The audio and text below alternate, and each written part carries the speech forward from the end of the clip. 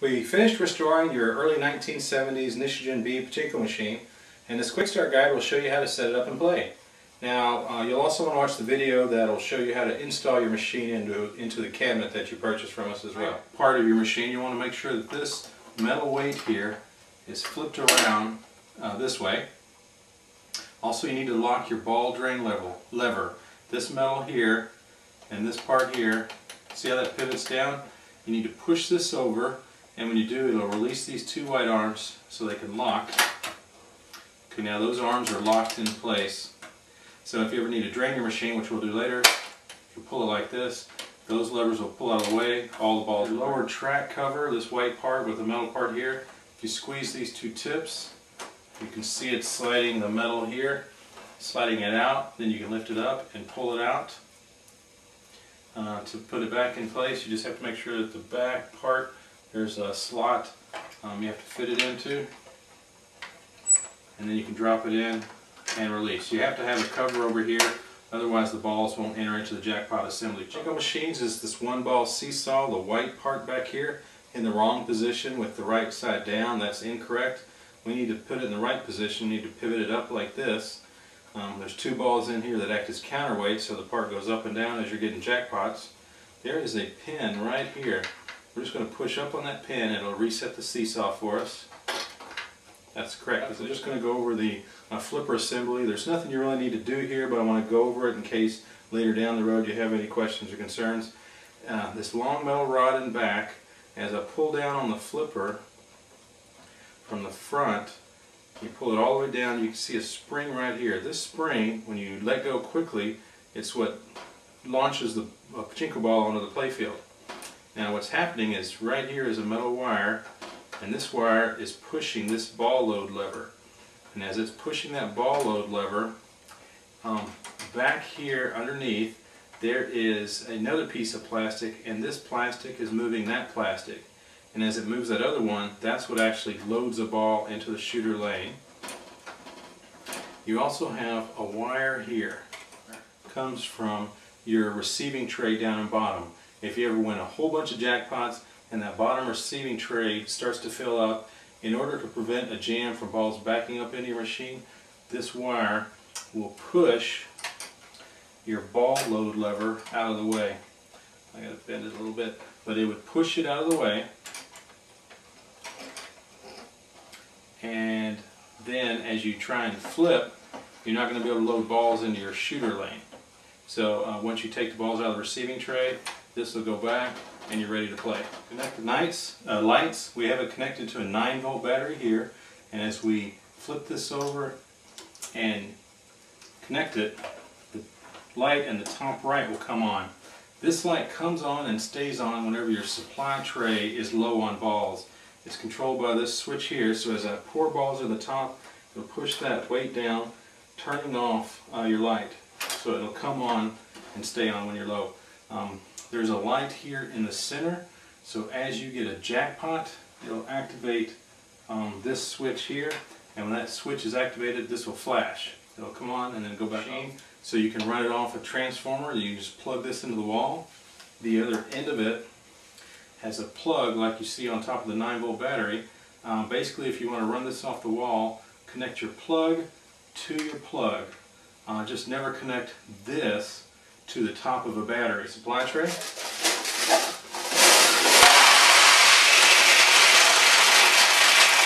To your play tray.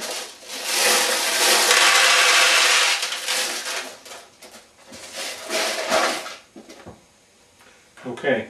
Here we have your finger rest bar. It's a chrome post, and you rest your index finger against it. Then you have your flipper, and you take your thumb and you're going to pull down on the flipper all the way, then quickly let go. And when you do, it'll launch a ball up the shooter lane across. It'll hit a bumper here, bounce back into the playfield, then it'll start dropping down the playfield. As it goes by spinners, it'll redirect them. And the object of the game is to try and aim for and get a ball to go into one of your pockets, into this tulip down here, into your main attraction, or even into these side trosses or side pockets. And if you get a ball to go in any of those, you get a jackpot. It'll pay out some balls, you'll hear the bell ring, as the balls drop down and hit the bell, and you'll see a light flash right here. Now the first time you play, pull back after loading the machine, nothing will happen because it's actually loading a ball into the shooter lane.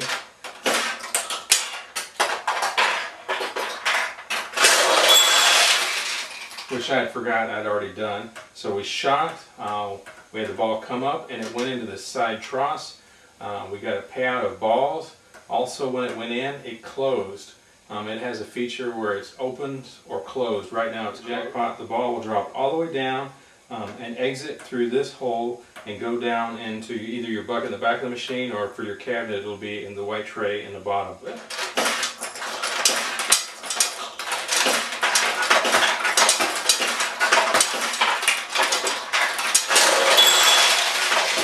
Okay, we got another jackpot. A ball went in the tulip here, and it closed. And when it's open and a ball goes in, it closes. If it's closed and a ball goes in, it'll open. We're going to now take a look at the main attraction and your side trosses. So if we drop a ball in one of the side trosses, it'll close. I'm going to go ahead and close your bottom one. And close this one. So if this is open and you get one in either of your side trosses, it will open the bottom one. Now when these are closed, if you get one in the top pocket, machine was leaning forward, so when it dropped in the top pocket it just kind of stayed there. So as you drop one in the top pocket, you saw it open this side. We'll drop another one in.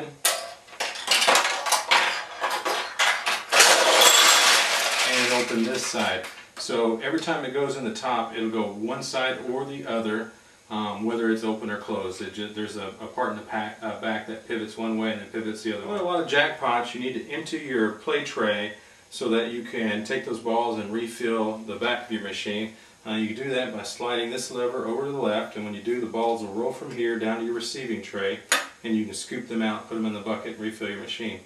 Sometimes the weight of the balls will cause a jam, and you may have to take your finger in here, loosen the jam. You may even have to flip the flipper to get them to flow. When you're playing, if you flip the flipper and you don't let go quick enough, it'll just load an extra ball in the shooter lane, and if you do that a bunch of times, you can get a lot of balls in the shooter lane and no way to get them out except to open the play tray door. So we'll do that now. That happens a lot of times if you have kids. Someone push down the lever and then just let go a little bit. They've actually put a second ball in the lane. We'll do that again. So now we've got several balls in the shooter lane.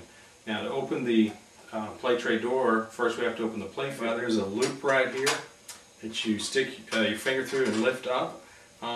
Through the cabinet, you'll have a hole in the side of the cabinet where you'll do that, and you'll lift this up, and as you do, you can pull open, while you're holding up, pull open your play field door. And then you can open up your play tray door by pushing down on a lever right here. And as we push that down, we can grab the play tray and swing the door open. And now you can see all the balls lined up in the shooter lane, so we can pull those out. And on the back of the door is your shooter assembly. And there's a long plastic arm with a metal weight on it. And as you pull down on the flipper, that moves that plastic part in back. This is the plastic, it moves up front. So I'm just going to move it with my hand, and as I do, it's going to put a ball in my hand. What it would be doing is putting it in the shooter lane. You can also pinch these two pieces of plastic at the end here, swing that open to get inside of here in case you have oversized marbles, carpet fuzz, or anything else you need to clean out. We'll go ahead and pinch it closed. Now when you close the play tray door, a couple things you want to watch out for is this arm. As you're closing it, you need to make sure that that ball load lever from back, it has a tab, and that tab needs to be over this part in order for it to work. And as you're closing the door, If you're feeling like it's tight and it doesn't want to close, it could be that this plastic is hitting right on that plastic, and you might have to make sure that this gets underneath it. There is a piece of metal here. That metal needs to ride over this one. This controls a sign. If you're ever low on balls, in addition to the light coming on, you have a sign here. It's a little anchor, and when that sign drops down, that's another indicator that you need to refill your machine with balls. So we're going to go ahead and close it. I'm going to push down on the latch, and I'm going to pull the door closed and just make sure it's snug. I'm going to take the playfield door. We'll also squeeze it so that it closes.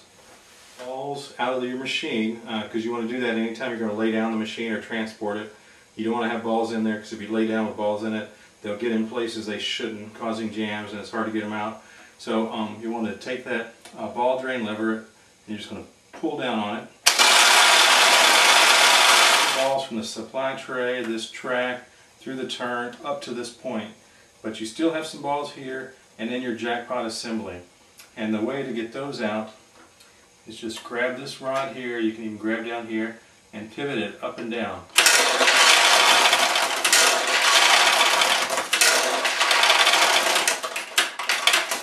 Until you get all the balls out. Go ahead and lock your ball drain lever.